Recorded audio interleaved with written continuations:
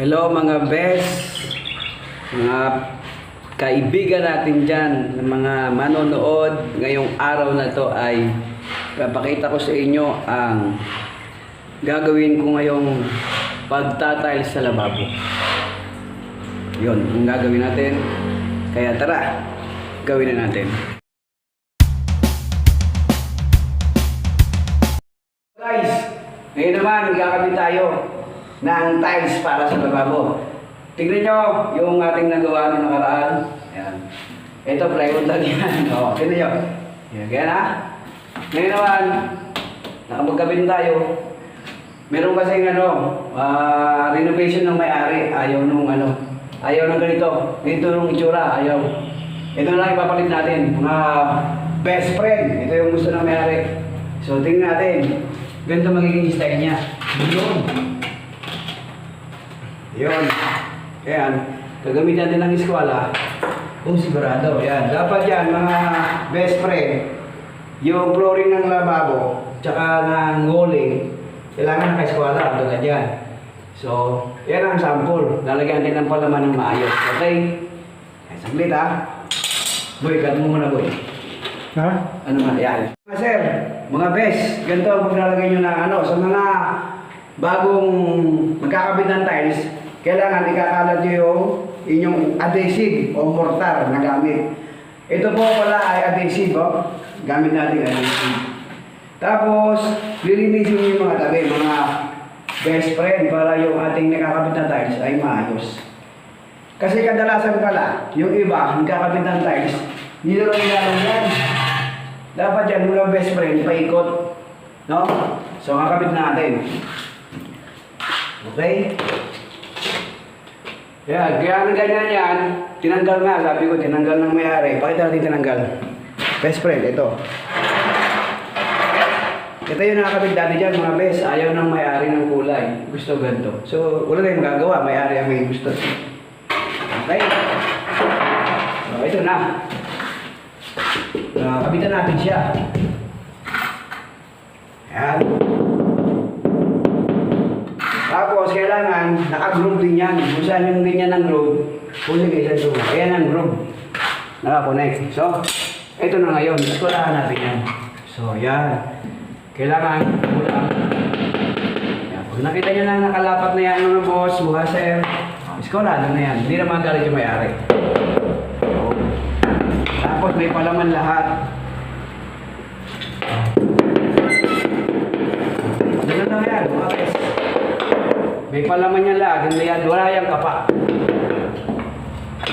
Okay, eskwalado na yan eh. Hindi natin kailangan yan hulugan.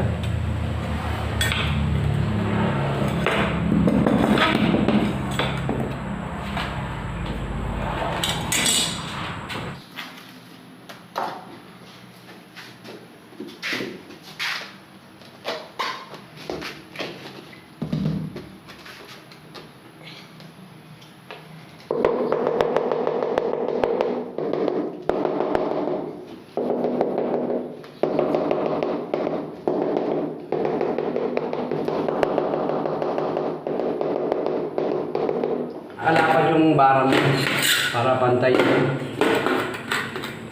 yung nagawa.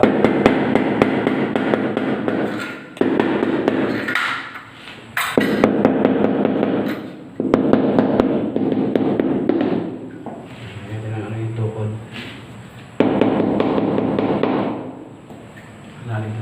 Okay. Kato. Okay, gagamit tayo ng spacer.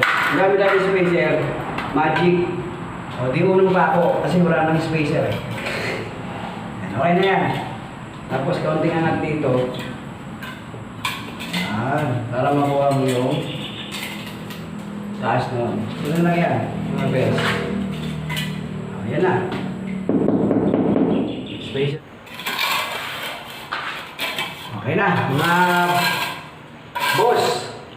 Mga friend, tapos na ang ating munting lababo. Nilinisin natin yan.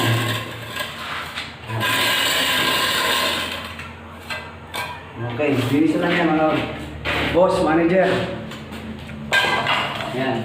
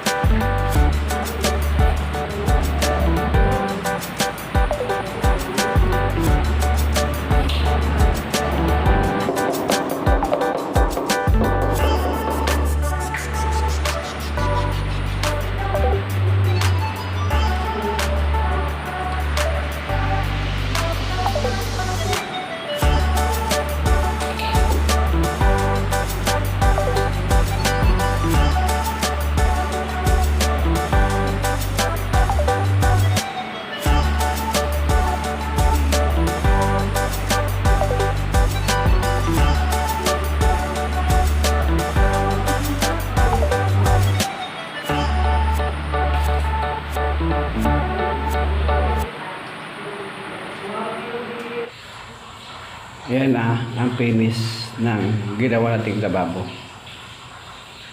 Yan. Tapos sa ilalim, yan ang nalagay nating PVC. Tapos naglagay din tayo ng water line para sa gripo. Tapos tinalis natin tong itong taas oh. Ayan. Tinalis natin tong ceiling ng lababo, pinatiles. Ayan, kung nakikita nyo, wala pa siyang grout. Lalagyan pa yan. Tapos, ito nga, tiles yan. Hanggang dito sa kabila. Ayan. Makikita nyo, flooring. Tapos, taas. Pinatiles nung may-ari ng bahay. Yung ginawa natin. Okay. Yan ang itsura. Hindi pa finish. Pero okay na yan. Idalagyan to ng frame na aluminum. Para sa mga cabinet. Dito nalagay yung cabinet na aluminum. Ayan. At magandang finish yan. Okay. Pero yan na yung itsura niya. Okay.